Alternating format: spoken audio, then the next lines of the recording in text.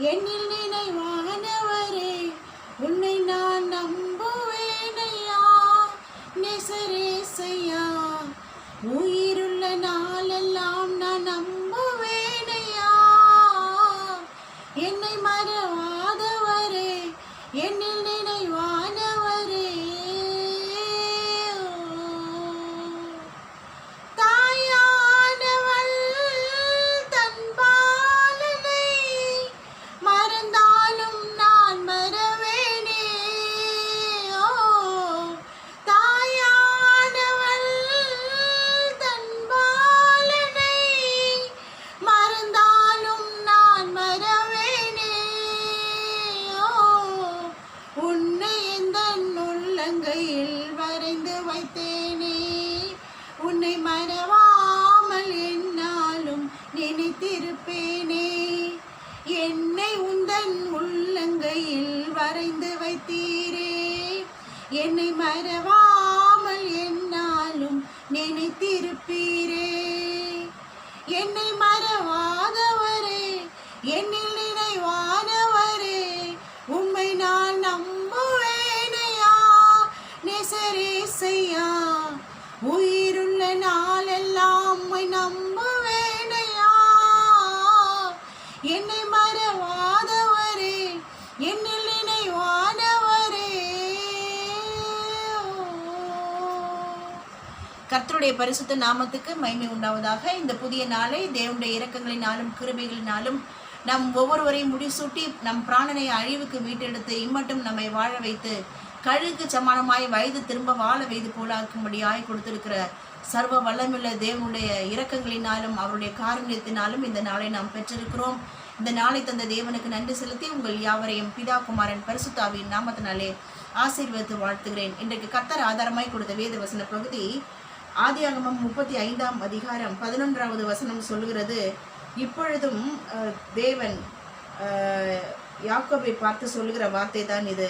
பின்னும் தேவன் அவனை நோக்கி, நான் சர்வ வல்லமையுள்ள தேவன், நீ பலுகி பெருகுவாயாக என்று சொல்லி இங்கு தேவன் யாக்கோபுக்கு தரிசனமாகி தேவன் யாக்கோபை ஆசீர்வதித்து வாழ்த்துகிறார். என்ன என்று சொன்னால், பலுகி பெருகுவாயாக என்று சொல்லி ஆசீர்வதித்து வாழ்த்துகிறார். ஸோ யாக்கோபை கர்த்தர் எப்படியெல்லாம் ஆசீர்வதித்து பலுகி பெருகினார்.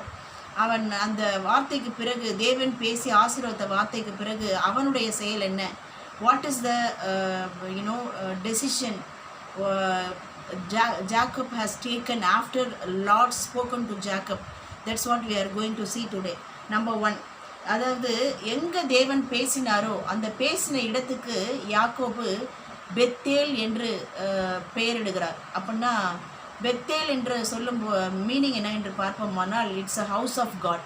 So the Lord were spoken to Jacob, he named as Bethel, the house of God என்று பெயரிடுகிறான். அது மாத்திரமல்ல, யாக்கோபை கர்த்தர் யாக்கோபுக்கு தரிசனமாகிறார். ஸோ தரிசனத்திலே யாக்கோபு கர்த்தரை தேவனை பார்க்கிறான். ஸோ ஒரு கோலோடு கூட அவன் ஜெபிக்கிற ஜெபத்துக்கு அங்கு தரிசனமாகி கர்த்தர் அவனோடு கூட பேசி அவனை ஆசீர்வதித்தபடினாலே அவன் தரிசனமே அவனுக்கு ஒரு ஆசீர்வாதத்தின் வாய்க்காலாய் அவனை மாற்றியிருக்கிறது. ஸோ அவன் தரிசனம் கண்டிருக்கிறான். ஜெபித்தால் மாத்திரம் பத்தாது, ஜெபத்திலே கர்த்தர் கொடுக்கிற தரிசனங்களை நாம் சரியாக தெளிவாக புரிந்து கொள்ள வேண்டும். ஸோ தரிசனத்தை காணும்படியாக யாக்கோபுக்கு கர்த்தர் தரிசனமாகி அவனை ஆசீர்வதிக்கிறார். 2வது பார்ப்போமானால், இங்கு யாக்கோபு என்று பெயரிட்ட அவனை, யாக்கோபு இனிமேல் நீ யாக்கோபு கிடையாது, உன்னுடைய பெயர் இஸ்ரேல் என்று அழைக்கப்படும் என்று சொல்லி ஒரு தேசத்தின் பெயர் இஸ்ரவேல் என்று சொல்லி அழைக்கப்பட்டு வருகிற அந்த தேசத்தின் பெயரை ஒரு தனி மனிதனாகிய யாக்கோபுக்கு கர்த்தர் பெயரிடுகிறார். You are named as Israel என்று சொல்லி யாக்கோபை இஸ்ரேலாக பேரை புதிய நாமத்தை கர்த்தர் கொடுக்கிறார். 3வது பார்க்கிறோம், அந்த இஸ்ரேல் என்ற ஒரு தேசத்தை உனக்கு மாத்திரமல்ல உன் சந்ததியாருக்கும் நான் கொடுப்பேன். ஆபிரகாமுக்கும் ஈசாக்கும் கொடுத்த அந்த தேசத்தை உனக்கும் உன் சந்ததிக்கும் கொடுப்பேன் என்று சொல்லி ஒரு ப்ராமிஸ் பண்ணுகிறார். ஸோ ஒரு மனுஷன் ஜபத்திலே கர்த்தரை தரிசிக்கிறான், ஆசீர்வதிக்கப்படுகிறான். 2வது அவன் பெயரையே கர்த்தர் புதிய நாமத்தை சூட்டி ஒரு தேசத்தின் பெயரை இஸ்ரவேல் என்று சூட்டுகிறார். 3வது அதே இடத்தை அவன் கர்த்தர் பேசின இடத்தை அவன் நினைவு கூர்ந்து அந்த இடத்தை பெத்தேல் என்று, ஹவுஸ் ஆஃப் காட் என்று பெயர் சூட்டப்படத்தக்கதாய் அவன் ஒரு தேவனுடைய வீடாக அந்த இடத்தை மாற்றி, அது ஒரு ஜெப வீடாக மாற்றி அவன் அதில் தேவனை மகிமைப்படுத்துகிறான்.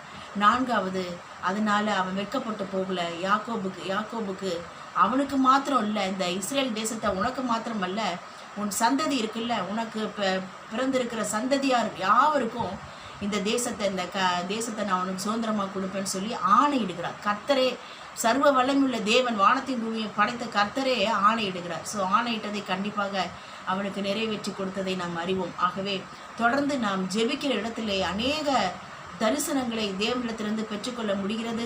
ஜெபிக்கிற இடங்களிலே தேவன் நம்மோடு கூட பேசுவதை நாம் புரிந்து கொள்ள முடிகிறது. ஜெபிக்கிற இடத்திலே தேவன் நமக்கு ஆணையிட்டு சொன்ன வாக்குத்தத்தை நிறைவேற்ற வல்லவராய் இருக்கிறார் என்ற விசுவாசத்தின் அளவை நாம் பெருக்கிக் கொள்ள முடிகிறது. ஜெபிக்கிற இடத்துல நமக்கு ஒரு புதிய நாமத்தை ஜெபிக்கிறவருடைய நெற்றியிலே அடையாளம் போட்டு அந்த ஜெப வீடாய் அந்த கர்த்தர் பேசின இடத்தை ஜெப வீடாய் மாற்ற நாம் ஜெபிக்கிற ஜெபம் நமக்கு உதவியாக இருக்கிறது. அது மாத்திரமல்ல, அவர் அந்த ஆசீர்வாதத்தை, அந்த சுதந்திரமான தேசத்தை உனக்கு மாத்திரமல்ல சந்ததிக்கும் கொடுப்பேன் என்று சொன்னவர் நமக்கு மாத்திரமல்ல நம்முடைய சந்ததிக்கும் கொடுத்து உயர்த்த பலுகி பெருக பண்ண கர்த்தர் வல்லவராயிருக்கிறார். ஆகவே இந்த வார்த்தையின்படியாக ஜெபத்தின் வல்லமைகளை புரிந்து கொண்டவர்களாய் யாக்கோபை இஸ்ரவேலாய் மாற்றி ஆசீர்வதித்த தேவன், யாக்கோபு அதன் பிறகு தேவனுடைய தரிசனத்தை கண்ட பிறகு அவனுடைய டெசிஷனை நாம் புரிந்து கொண்டோம். ஆகவே நாமும் நல்ல தீர்மானங்களை எடுத்து நாம் தொடர்ந்து ஜெபித்து ஜெயத்தை கர்த்தரிடத்திலிருந்து பெற்று நமக்கு கர்த்தர் வாக்குப்படின சகல ஆணையிட்டு கொடுப்பேன் என்று சொன்ன சகல தேசத்தையும் நாம் சுதந்திரித்து கொண்ட சுதந்திரவாளிகளாய் இஸ்ரேல் என்று அழைக்கப்பட்ட யாக்கோபை போல நாமும் நம் சந்ததியாரும் ஆசீர்வதிக்கப்பட்டு எவ்வளவாய் ஒடுக்கப்பட்டமோ அவ்வளவாய் பலுகி பெருகுவோம் என்பதிலே சந்தேகமில்லை. கர்த்தர் தாமே உங்கள் யாவரையும் ஆசீர்வதிப்பாராக.